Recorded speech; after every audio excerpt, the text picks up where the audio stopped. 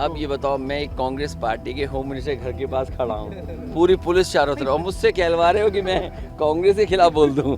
मेरे पार्टनर है वो पार्टी। नहीं, मन की बात ये है कि कांग्रेस हमारी पार्टनर है, हमारे साथ है, अलायंस में है। बीजेपी कुछ भी कहे, लेकिन बीजेपी कुछ भी कहे, हमारा जो सिद्धांत कहता है कि दोस्त जब कमज़ोर हो, परेशान हो, तो उसको छोड़ना नहीं चाहिए।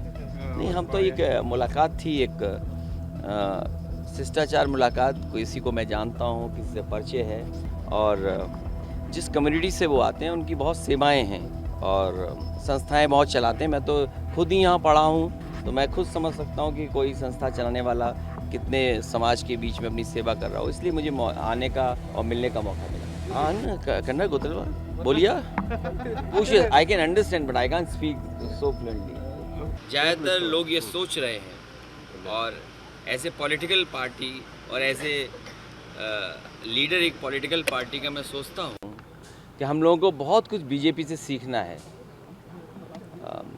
बीजेपी स्ट्राइक रेट इतना अच्छा कैसे कर सकती है, और फिर तब जब बिहार में मैं खुद घूमा हूँ, तेजस्वी की जो पॉपुलैरिटी थी, या कांग्रेस के साथ आना, या हमारा जो गठबंधन था, लोग बदलाव के लिए आ रहे थे, ये तो मैं महसूस कर सकता था।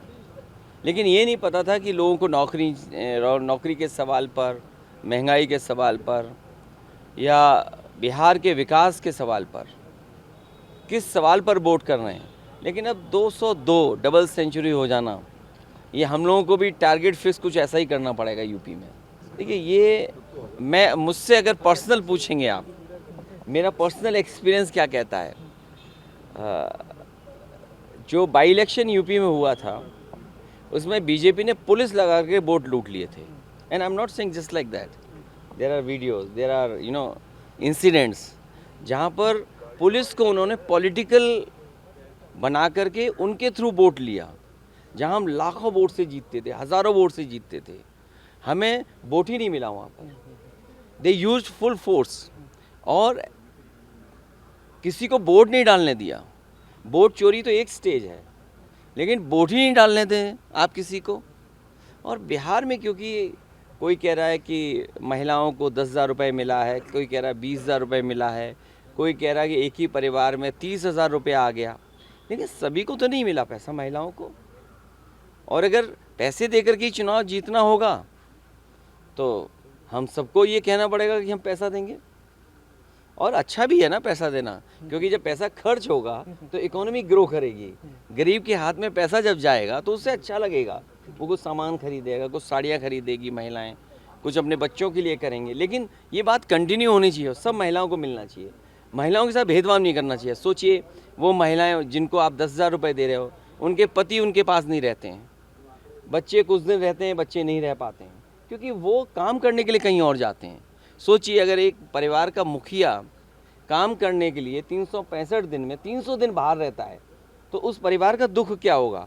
ये बीजेपी के लोग केवल 10,000 में उसका दुख समझ रहे हैं, महिला का, एक माँ का, एक बहन का, एक पत्नी का। तो ये बात शायद हम नहीं समझा पा रहे कि 10,000 से आपको वो हासिल नहीं होगा जो आप जीवन में करना चाहते हैं, आपके बच्चे का भी भविष्य नहीं बनेगा। लेकिन ठीक है, इलेक्शन में पैसा दिया है, अगर उसी से जीते हैं तो हम भी अगली बार ज़्यादा पैसा देंगे। कर्नाटक में गारंटी देकर सक्सेस हुआ सर, नहीं, ये अच्छी बात है, मैंने गलत नहीं कहा, मैंने कहा अच्छी बात है कि गरीब को पैसा मिलना चाहिए और ज़्यादा मिलना चाहिए। लेकिन बीजेपी ये याद रखे कि अमीरों को भी ज़्यादा ना लाभ पहुँचाए। अब ये बताओ, मैं एक कांग्रेस पार्टी के होम मिनिस्टर के घर के पास खड़ा हूँ, पूरी पुलिस चारों तरफ, और मुझसे कहलवा रहे हो कि मैं कांग्रेस के खिलाफ बोल दूँ। मेरे पार्टनर है वो पार्टी।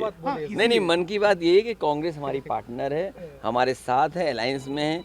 बीजेपी कुछ भी कहे, लेकिन बीजेपी कुछ भी कहे, हमारा जो सिद्धांत कहता है कि दोस्त जब कमज़ोर हो, परेशान हो, तो उसको छोड़ना नहीं चाहिए। नहीं, अभी नहीं कह सकते, लेकिन मैं जो मुझे सुझाव देना होगा मैं ज़रूर सुझाव दूंगा। लेकिन ये है कि कुछ चीज़ों को सुधार होगा तो हम बीजेपी के से लड़ सकेंगे, और अच्छे लोगों को ही, और सामाजिक जो ताना बाना है उसको देख के चीज़ आगे बढ़नी चाहिए। क्या वजह था? क्योंकि बहुत सारी चीज़ें ऐसी हैं समाज में, अगर हम उनको सम्मान दें, उनको जोड़ें अपने साथ, तो कोई भी पॉलिटिकल पार्टी और मजबूत होगी। और यही होता है कि पॉलिटिकल पार्टी को मजबूत होने से वो सरकार में पहुंचते हैं। नहीं, हम तो एक मुलाकात थी, एक शिष्टाचार मुलाकात, किसी को मैं जानता हूँ, किसी से परिचय है, और जिस कम्युनिटी से वो आते हैं उनकी बहुत सेवाएं हैं और संस्थाएं बहुत चलाते हैं। मैं तो खुद ही यहाँ पढ़ा हूँ, तो मैं खुद समझ सकता हूँ कि कोई संस्था चलाने वाला कितने समाज के बीच में अपनी सेवा कर रहा हो, इसलिए मुझे आने का और मिलने का मौका मिला। हाँ ना, कन्नड़ गोतलवा बोलिए, पूछिए। I can understand but I can speak so fluently. एक काम करो ना, यहाँ मुझे रख लो। नहीं सके, नहीं आज तो इतना ही बता सकता हूँ, क्योंकि आज जब एयरपोर्ट से मैं उतरा हूँ और मैजेस्टिक सर्किल तक मैं गया हूँ, तो कभी मैं ऑटो से चलता था, 45 मिनट में पहुँच जाते थे, लेकिन अभी तो शायद बहुत टाइम लगेगा। बेंगलोर भी बड़ा शहर हो गया, बड़ा ग्रो हो गया शहर, उस समय इतना बड़ा नहीं था बेंगलोर। लेकिन कॉलेज में रहना, कॉलेज की अपनी यादें, और फिर स्वामी जी से मैं तो कई बार मिला हूँ, मैं मिलता भी रहता हूँ। जो अनुभव, जो पढ़ाई, वो जो जानकारी, जो नॉलेज, वो शायद यहीं की देन है। देखिए, अनकॉन्स्टिट्यूशनल है वो तरीका, अनडेमोक्रेटिक है, और बुलडोजर कोई अच्छी संस्कृति नहीं है। सुप्रीम कोर्ट ने मना किया है कि आप इस्तेमाल नहीं कर सकते हैं।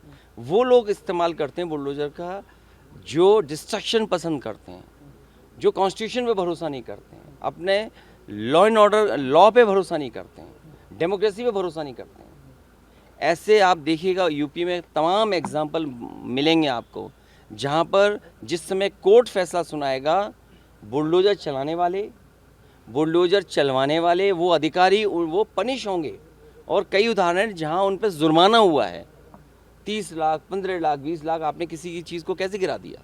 नहीं, हमारे, मुझे याद है कि जब यहाँ से बंगारप्पा जी समाजवादी पार्टी से मेंबर ऑफ पार्लियामेंट बने थे, मेरे फादर, नेताजी, उस समय पार्टी के लोग, मैं खुद भी प्रचार करने आया था, और जिनके साथ मैंने प्रचार किया था वो आज मिनिस्टर हैं।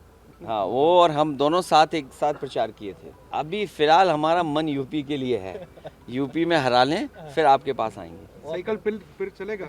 नहीं, अभी यहाँ तो नहीं चलेगा, लेकिन मैं यूपी में चलाऊँगा।